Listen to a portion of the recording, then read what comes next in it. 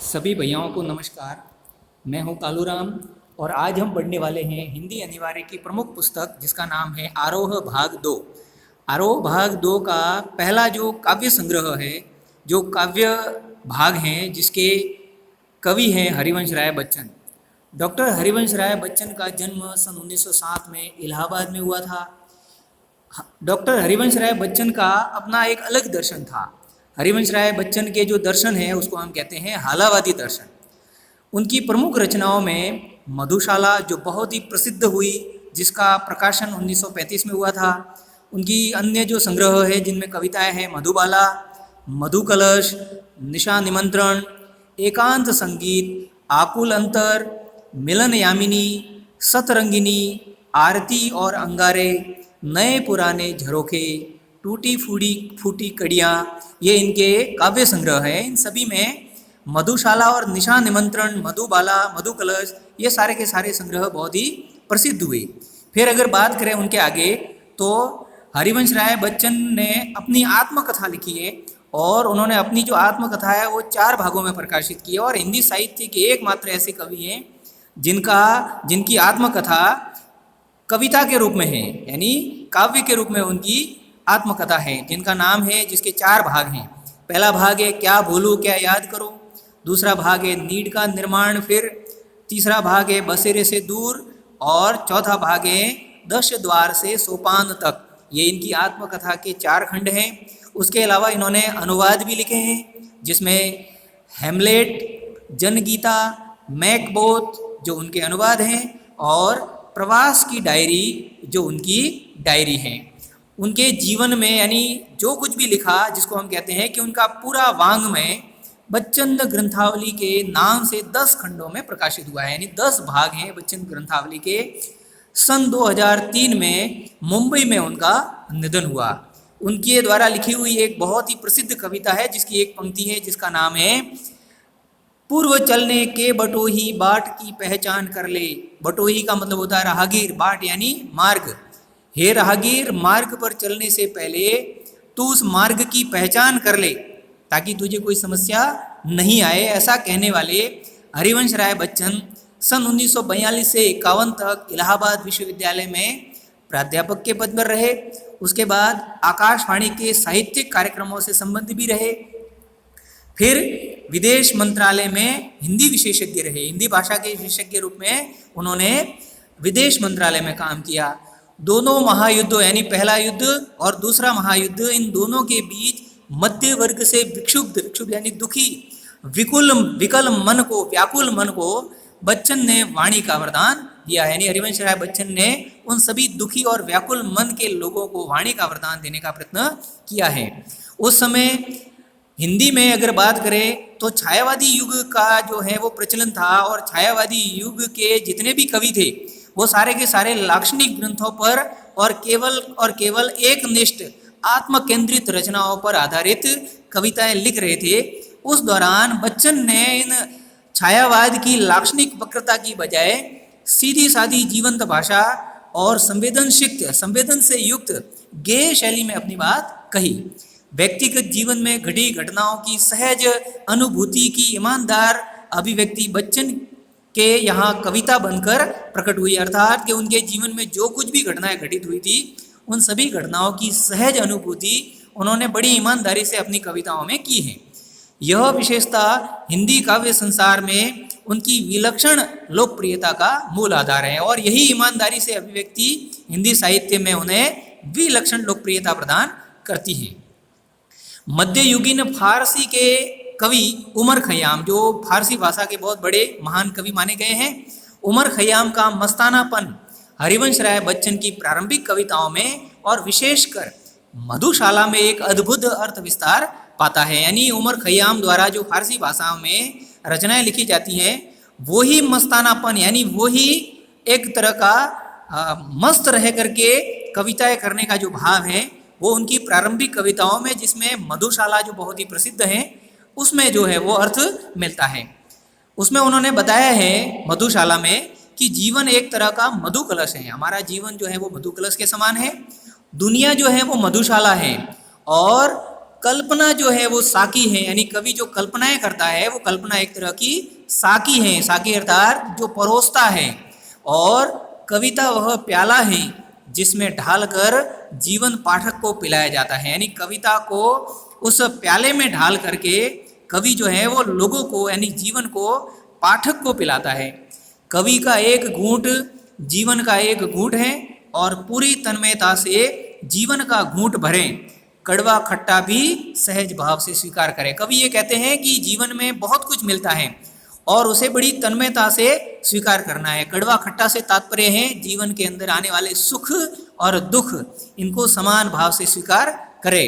अंततः एक सूफियाना सी बेख्याली मन पर छाएगी, और जब इस प्रकार से कोई व्यक्ति रहेगा जिसमें सुख दुख में वह एक समान भाव रखेगा, तो उसके मन में एक प्रकार का सूफियाना बेख्याली, यानी सूफीवादी कवि की भांति एक प्रकार की बेख्याली, किसी के प्रति कोई ध्यान रखना नहीं है, एक प्रकार की बेख्याली जो है वो मन में आ जाएगी।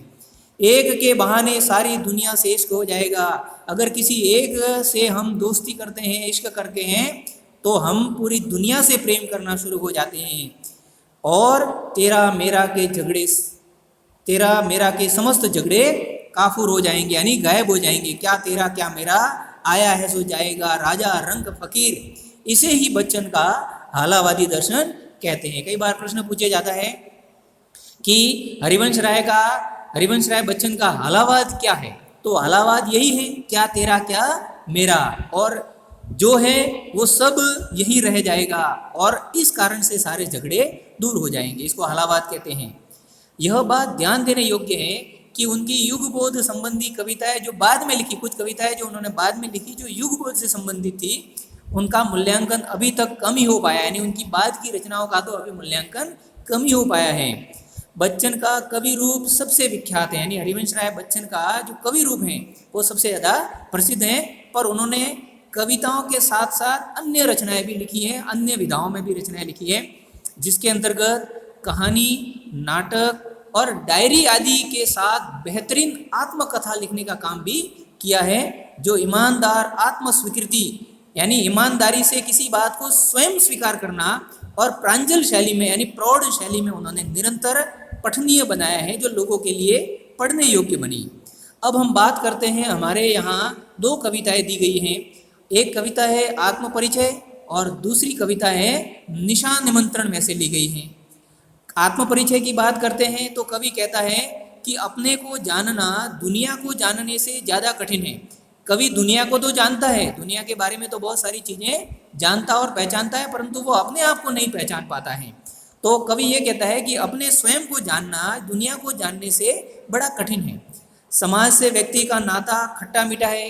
कहान की कवि जो है वो ये कहता है कि हमारा समाज के साथ में जो एक प्रकार का संबंध है वो खट्टा मीठा है, कभी कड़वाहट भी होती है, कई बार मीठापन भी आता है।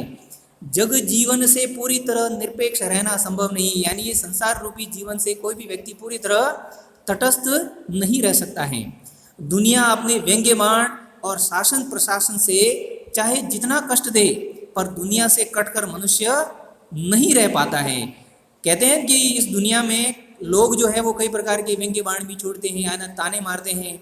शासन और प्रशासन जो है वो कई प्रकार के कष्ट भी देते हैं, लेकिन इतना कष्ट सहन करने के बाद भी मनुष्य जो है वो हमेशा दुनिया में ही रहता है, वह दुनिया से दूर नहीं रह सकता है, क्योंकि दुनिया से ही उसकी पहचान है, समाज से ही उसकी पहचान है, क्योंकि उसकी अपनी अस्मिता है, अपनी इज्जत है, अपनी पहचान का उत्स है, अपनी पहचान का मूल है, वो भी समाज से है। उसका परिवेश ही उसकी दुनिया है, और उसके आसपास का वातावरण उसकी दुनिया है।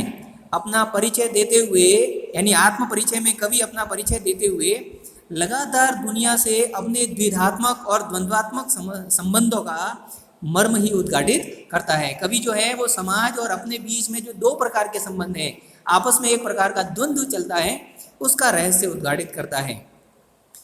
पूरी कविता का सारांश, यानी इस पूरी कविता का सारांश एक पंक्ति में अगर बताना चाहे तो कह सकते हैं कि दुनिया से मेरा संबंध प्रीति कलह का है। प्रीति यानी प्रेम, कलह यानी झगड़ा, यानी दुनिया से संबंध प्रेम का भी है और झगड़े का भी है, कलह का भी है।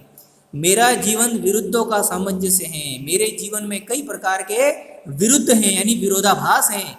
एक बार तो वो कहता है कि मेरे जीवन में ये है, दूसरी बार उसके विरुद्ध में कोई बात करता है। कुछ उदाहरण के रूप में यहाँ बताया गया है, जैसे उन्मादों में अवसाद, यानी उन्माद यानी आनंद, और आनंद में अवसाद यानी दुख। ठीक है, तो ये एक प्रकार का क्या है, विरोधाभास है। रोदन में राग, यानी एक तरफ तो कवि रोने की बात करता है और फिर उस रोने में ही वह राग की बात भी करता है। शीतल वाणी में आग, शीतल वाणी होगी तो आग नहीं झड़ सकती, परंतु कवि उसमें भी आग झड़ने की बात करता है। विरुद्धों का विरोधाभास मूलक, यानी सभी विरुद्धों में भी एक प्रकार का विरोधाभास दिखाई देता है। उस सब में भी वह सामंजस्य बिठाने का प्रयत्न करता है, और सामंजस्य साधते साधते ही वह बेखुदी, वह मस्ती, वह दीवानगी व्यक्तित्व के में उतर जाती हैं और व्यक्तित्व में पूरी तरह से दिखाई देती हैं। फिर कवि कहते हैं कि मैं दुनिया में हूँ लेकिन दुनिया का तलबगार नहीं हूँ, बाजार से गुजरा हूँ लेकिन खरीदार नहीं हूँ। मैं दुनिया में तो हूँ लेकिन पूरी तरह से दुनिया में भी नहीं हूँ, बाजार से मैं गुजरता भी हूँ लेकिन मैं खरीदार नहीं हूँ। तो ये इन बातों में विरोधाभास जो है वो झलकता है। जैसा कुछ कहने का ठस्सा पैदा हुआ है, और यही मूल जो है, यही ठस्सा जो है, यही शैली जो है, ये छायावादोत्तर गीति काव्य का प्राण है। यानी छायावाद के बाद में जो लिखा गया काव्य था उसको हम छायावादोत्तर काव्य कहते हैं, और यही जो मूल भाव अभी जो बताया है वह छायावादोत्तर कविताओं का प्राण माना गया है। किसी असंभव आदर्श, जिसको हम यूटोपिया की भाषा कह सकते हैं, यूटोपिया की शैली कह सकते हैं, कि तलाश की सारी दुनियादारी ठुकरा कर उस भाव से दुनिया से कोई वास्ता नहीं है। यानी वह पूरी दुनिया को ठोकर मार कर के भी कहता है कि मेरा दुनिया से कोई वास्ता नहीं है। प्रीति कलह का यही फैलाव जो है, वितान जो है, यही विरोधाभास इस विग्रह में उन्हें दूर टिमटिमाते तारे की तरह दिखाई देता है, प्रतीत होता है। अब बात करते हैं उनकी एक और कविता जिसका नाम है निशा निमंत्रण। निशा निमंत्रण से ली गई एक कविता जिसका नाम है दिन जल्दी जल्दी ढलता है। निशा निमंत्रण से उद्धृत एक गीत जिसमें प्रकृति के दैनिक परिवर्तनशीलता के संदर्भ में प्राणी वर्ग और विशेष तौर पर मनुष्य के संदर्भ में ये बात कही गई है कि धड़कते हृदय को सुनने की काव्यात्मक कोशिश है। यानी निशा निमंत्रण में जो हमारे दैनिक परिवर्तनशीलता है, यानी दिन जिस प्रकार से बदलता रहता है, हमारा जीवन जिस प्रकार से बदलता रहता है, प्रकृति जिस प्रकार से बदलती रहती है, उस बदलते स्वरूप में प्राणी वर्ग और विशेष तौर पर मनुष्य, उसके हृदय के बारे में यहाँ बात कही है। बहुत ही सरल सर्वानुभूत बिंबों के जरिए, यानी कुछ दृश्यों के जरिए कवि जो है किसी अगोचर सत्य की कहानी छुअन महसूस करा देना बच्चन की जो अलग विशेषता है, यानी जो है भी नहीं उसको भी वह महसूस कराने का प्रयत्न करता है। यह गीत उसका एक बेहतर नमूना है, बहुत ही प्रसिद्ध नमूना कहा गया है। किसी प्रिय आलंबन या विषय के भावी साक्षात्कार का आश्वासन ही हमारे प्रयास के पगों में गति में चंचल तेजी भर सकता है। यानी हमारे जीवन में कोई सहारा है, कोई कारण है, और भविष्य से जो साक्षात्कार होने वाला है उसका हमारे जीवन में एक आश्वासन हमारे पैरों में एक प्रकार की गति बढ़ा देता है, चंचलता ला देता है। इसलिए कवि जो है वो कहता है कि आशावादी जीवन जीने के कारण ही व्यक्ति जो है वो आगे से आगे बढ़ता है, अन्यथा हम शिथिल हो जाएंगे और फिर दृढ़ता को प्राप्त होने के अभिशप्त हो जाएंगे। यानी हम पूरी तरह से शिथिल हो जाएंगे, जड़ हो जाएंगे और पूरी तरह से क्या हो जाएंगे, निर्जीव हो जाएंगे। गीत के माध्यम से कवि इस बड़े सत्य के साथ समय के गुजरते जाने के एहसास में लक्ष्य प्राप्ति के लिए कुछ कर गुजरने का जज्बा भी शामिल करने की बात करता है। तो इस प्रकार से यह हरिवंश राय बच्चन का सामान्य सा परिचय है। अगले वीडियो में हम हरिवंश राय बच्चन के बारे में जो उनकी कविता है आत्म परिचय, यह पढ़ेंगे। सभी को धन्यवाद।